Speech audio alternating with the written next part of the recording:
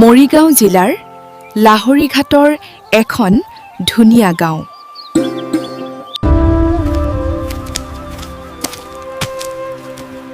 অ' মা, কুকুৰটোৱে মোৰ ভৰিত কামুৰিলে।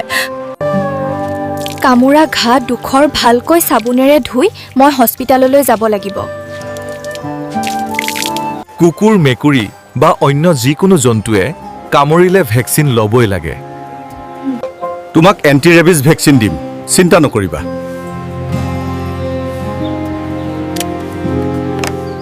জন্তুৱে কামুৰিলে ঘা দুখৰ বুৱতী পানীত চাবোনেৰে ভালকৈ ঘঁহি ঘঁহি ধুব লাগে।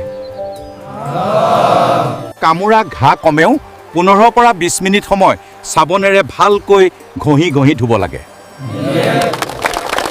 এণ্টি ৰেবিজ ভেকচিন দিয়াটো অত্যন্ত জৰুৰী। সজাগতা আৰু সময়মতে ভেকচিন ৰেবিজৰ বিৰুদ্ধে সৰ্বশ্ৰেষ্ঠ অস্ত্ৰ। কুকুৰে কামোৰা আৰু ৰেবিজৰ বিষয়ে সজাগতা আনিবলৈ বিদ্যুৎ বৰাৰ দ্বাৰা প্ৰচাৰিত।